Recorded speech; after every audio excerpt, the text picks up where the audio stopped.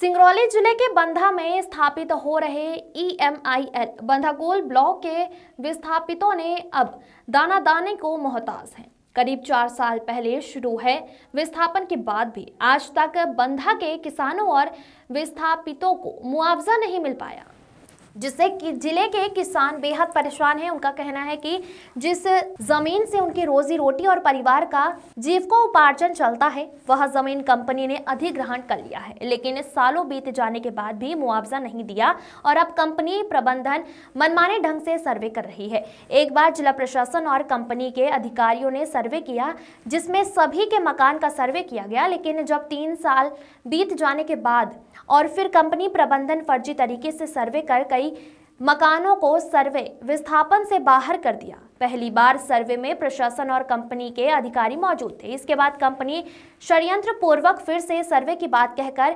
3000 के करीब मकान को विस्थापन से बाहर कर दिया और बेहद कम रेट में मुआवजा दे रही है, जो नियम के बिल्कुल विरुद्ध है। जिले में सरकार की गाइडलाइन नहीं बल्कि कंपनी एक्ट चल रहा है। किसानों का कहना है कि सबसे दुखद पहलू यह है कि कंपनी ने षड्यंत्र पूर्वक कार्यवाही में जिला प्रशासन की पूरी तरह से उनकी मदद कर रहा है। गरीब आदिवासी किसान बेघर लोग लगातार जिला प्रशासन और कलेक्टर के दफ्तर का चक्कर लगा रहे हैं, लेकिन इसके बावजूद कोई सुनने वाला नहीं है। विस्थापितों का कहना है कि हम लोग कई बार आंदोलन कर चुके हैं, कलेक्टर से लेकर नेता सरकार और कोर्ट तक के दरवाजा खटखटा चुके हैं, लेकिन अभी तक न्याय नहीं मिला। बीते दिन विस्थापितों ने जल सत्याग्रह कर विरोध जताया और अब उनका कहना है कि 28 फरवरी तक अगर उनकी समस्याओं का निराकरण नहीं हुआ तो वह महिला पुरुष बच्चे सभी अर्धनग्न होकर इसकी जिम्मेदारी प्रशासन और सरकार की ये हो सकता है। चर्चा न हो, निर्णय हो जाए हमारे पक्ष में हो चाहे विपक्ष में। देखिए, हम लोग ने बड़ा कार्यक्रम इसलिए नहीं किया कि बगल में घटना हुई है और वो बहुत दर्दनाक दुखद होने के साथ ही जो लोगों ने किया वो भी गलत है, दोनों ही बातें गलत है। इसलिए इस आंदोलन को बहुत मिनिमाइज किया गया है। ये सांकेतिक प्रदर्शन था, लेकिन ये आगे सांकेतिक नहीं रहेगा।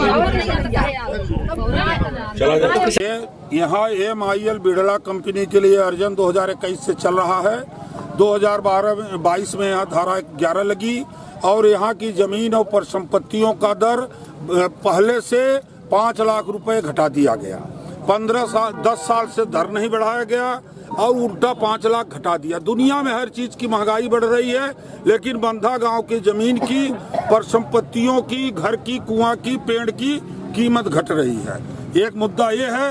दूसरा मुद्दा ये है कि जब धारा 11 में 100 टीम पुलिस वालों के नियंत्रण में 5 TI, 3 SDM, SDOP, अपर कलेक्टर और 100 लोगों के साथ फोर्स के साथ सर्वे कराया गया और 2022 में पूरा गणना मांग पत्र पंचनामा तैयार हुआ। उसकी कॉपी देने के लिए प्रशासन ने 1 सप्ताह में वादा किया था।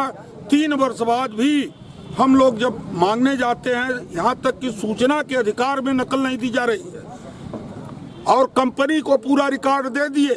कंपनी उस रिकॉर्ड को देखकर जब कंपनी सर्वे में शामिल थी, कंपनी मूल्यांकन में शामिल थी, तो आज 3 साल बाद कंपनी आपत्ति लगा रही है कि 3551 मकान अवैध नप गए।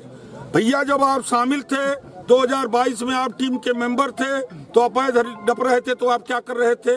मैंने प्रशासन से मांग किया है कि यदि उस समय सर्वे गलत किए तो सबसे पहले सर्वे गलत करने वालों पे आप FIR क्यों नहीं कर रहे हो? उनके ऊपर 420 का मुकदमा क्यों नहीं बना रहे हो? जनता को क्यों गुमराह कर रहे हो? इस तरह से पूरे सिंगरौली जिले का प्रशासन कंपनियों के चंगुल में घुस करके हम गरीबों की के साथ नाइंसाफी कर रही है। यहाँ कुल 10,000 परिवार प्रभावित हैं इस कोल ब्लॉक में। हम लोगों की मांगे नहीं मानी जाएंगी तो आज ही हम लोगों ने प्रशासन को बता दिया है कि 28 फरवरी को कलेक्ट्रेट के सामने मजबूरी में आकर के समस्त स्त्री पुरुष विस्थापित क्षेत्र के लोग अर्धनग्न प्रदर्शन करने के लिए मजबूर होंगे, जिसकी जिम्मेदारी शासन प्रशासन। कंपनी घोर मनमानी कर रही है और इतना अन्याय आज काल से हमको लगता है कहीं नहीं हुआ जो आज यहाँ हो रहा है।